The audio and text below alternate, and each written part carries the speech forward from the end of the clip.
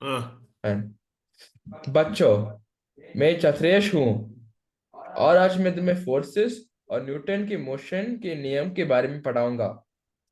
क्या तुमने कभी सोचा है कि चलने, दौड़ने, फुटबॉल को मारने या बॉल पकड़ने के पीछे क्या साइंस होता है? आज हम सब कुछ उसके बारे में सीखेंगे।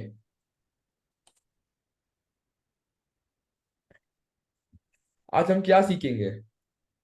फर्स्ट, फोर्स क्या होता है, मोशन क्या होता है, इनर्शिया क्या होता है, न्यूटन की फर्स्ट लॉ, न्यूटन की सेकंड लॉ, न्यूटन की थर्ड लॉ और समरी।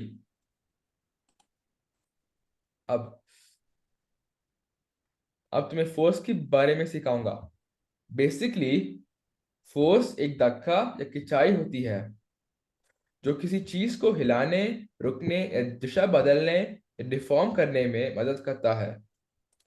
इमेजिन करो, तुम्हारे सामने एक डिब्बा है जो तब तक नहीं हिल रहा जब तक उस पे कोई बाहरी फोर्स नहीं लगती है। तुम एक रोप डाल के उस डिब्बे को खींच रहे हो, तो कह सकते हैं कि उस डिब्बे को खींचने के लिए एक फोर्स लगाते हो।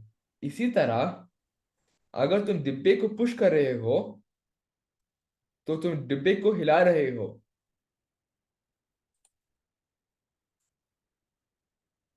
अब हम फोर्स के प्रकार सीखेंगे। दो प्रकार है फोर्स की, कॉन्टैक्ट फोर्स और non contact force. Contact force वो होती है जो ऑब्जेक्ट्स के बीच में होता है और एक दूसरे से फिजिकली टच करते हैं। जैसे कि तुम एक बॉल को पुश कर रहे हो, और नॉन कॉन्टैक्ट फोर्स होता है, वो कॉन्टैक्ट फोर्स होता है।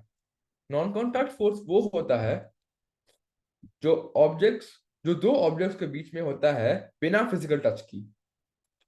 जैसे कि एक मैग्नेट और कुछ छोटे छोटे नेल्स। मैग्नेट उस नेल्स को अट्रैक्ट करता है। दोनों ऑब्जेक्ट्स फिजिकली टच नहीं करते, पर फोर्स एक्सर्ट होता है।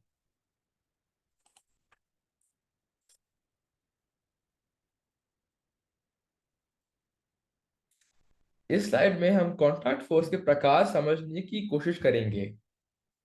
पहला प्रकार है फ्रिक्शनल फोर्स। इमेजिन करो कि तुम स्लाइड पर बैठे हो और उस स्लाइड पर राइड कर रहे हो। अगर स्लाइड से रोकना है, वो फोर्स लगाते हो, वो फ्रिक्शनल फोर्स होता है। दूसरा प्रकार है स्प्रिंग फोर्स।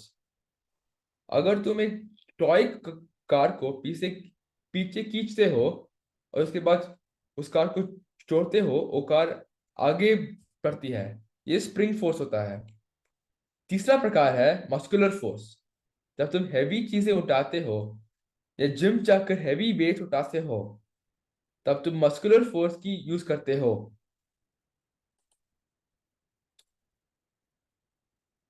अब हम नॉन कांटेक्ट फोर्सेस के प्रकार सीखेंगे। ये फोर्सेस फिजिकली नहीं टच करते, पर फोर्स एक्सर्ट होता है। पहला प्रकार है मैग्नेटिक फोर्स। मैग्नेटिक फोर्स वो होता है जब दो मैग्नेट्स एक दूसरे से अट्रैक्ट करते हैं, या एक एक मैग्नेट और एक मैग्नेटिक मटेरियल एक दूसरे से अट्रैक्ट या रिपल्स करते हैं। दूसरा प्रकार है ग्रेविटेशनल फोर्स। तो जब तुम कुछ गिराते उतरे हो स्लो। जब तुम कुछ गिराते हो, वो नीचे की तरफ गिरता है, क्योंकि सब कुछ धरती की तरफ अट्रैक्ट होता है। तीसरा प्रकार है इलेक्ट्रोस्टैटिक फोर्स। जब दो ऑब्जेक्ट ऑपोजिट सी चार्ज होते हैं, वो एक दूसरे से अट्रैक्ट होते हैं। ओके। फोर्सेस की प्रभाव। फोर्सेस की अलग अलग प्रकार की अलग अलग प्रभाव होते हैं। जैसे कि स्पीड में इजाफा या घटाव, या मोशन को रोकना, या फिर ऑपोजिट प्रभाव जैसे कि डिफॉर्मिटी, फ्रिक्शन या एयर रेजिस्टेंस। जैसे कि जब तुम बॉल को प्रेस करते हो, वो डिफॉर्म होता है। जब तुम टॉय कार को पुश करते हो, वो स्पीड अप होता है। या जब तुम पैराशूट में हो तो धीरे धीरे से नीचे आते हो क्योंकि एयर रेजिस्टेंस होता है।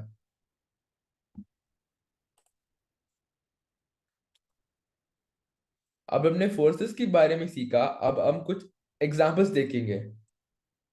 जैसे कि किसी ने एक कार्ड को पुश किया, या एक बॉटल ढक्कन को ट्विस्ट करके खोला, या दरवाजा खोलना या बंद करना, ये सब फोर्सेस की एग्जांपल्स होते हैं। अब हम मोशन के बारे में सीखेंगे। मोशन एक ऑब्जेक्ट का एक जगह से दूसरी जगह तक घूमना होता है, और ये फोर्स का नतीजा होता है। सारे ऑब्जेक्ट्स या तो रेस्ट में है या मोशन में है। जैसे कि तब तुम किसी जगह पर खड़े हो, तुम रेस्ट में हो।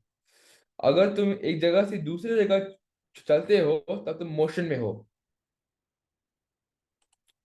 मोशन की प्रकार, बहुत सारे प्रकार है मोशन की। जैसे कि रेक्टिलिनियर, सर्कुलर, रोटेशनल और पीरियोडिक। रेक्टिलिनियर रेक्टिलिनियर मोशन जब स्ट्रेट लाइन में होता है, रेक्टिलिनियर मोशन जब तुम एक स्ट्रेट लाइन में चलते हो तब होता है। अब इनर्शिया के बारे में समझाऊंगा। इनर्शिया एक ऑब्जेक्ट का रेस्ट में रहने की टेंडेंसी होती है। यानी कि कोई ऑब्जेक्ट रेस्ट में हो, तब अगर कोई एक्सटर्नल फोर्स उसके ऊपर लगती नहीं तो वो रेस्ट में ही रहेगा।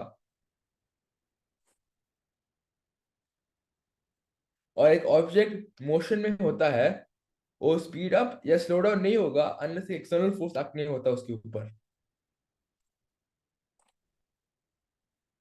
अब हम न्यूटन की तीन लॉज के बारे में सीखेंगे।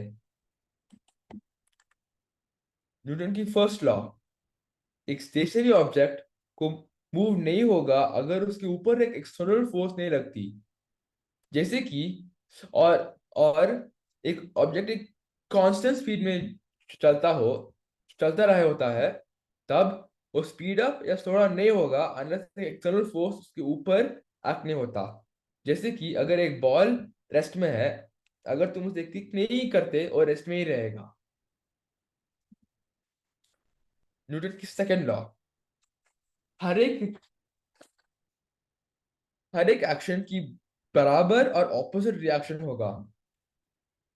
Sorry sorry, wrong wrong wrong, sorry. Newton की सेकंड लॉ, जो फोर्स लगती है वो एक्सेलरेशन को डायरेक्टली अफेक्ट करता है, और उसकी फॉर्मूला होती है F=m × a। जैसे कि अगर तुमने एक बॉल को ज्यादा फोर्स से किक किया, वो ज्यादा स्पीड में जाएगा। कम फोर्स से किक किया तो कम फोर्स में जाएगा। न्यूटन की थर्ड लॉ, हर एक एक्शन की बराबर और ऑपोजिट रिएक्शन होता है। जैसे कि तुम कुछ ऑब्जेक्ट को पुश करते हो तो वो ऑब्जेक्ट तुम्हें तुम्हें भी पुश करेगा। जैसे कि एक स्विंग, अगर तुम पीछे खींच के छोड़ते हो तब तुम आगे चलोगे पर उस सेम डिस्टेंस होगा। समरी, तो सम अप करते हैं। अगर तुम नहीं मूव करोगे तो तुम सॉरी सॉरी सॉरी, अगर तुम नहीं मूव कर रहे हो तब तुम नहीं मूव करोगे। अगर कोई हेल्प कर रहा है, तुम्हें उसी डायरेक्शन में मूव करना है। और जब कुछ थ्रो करते हैं, वो तुम्हें थोड़ा पुश बैक करता है। Thank you.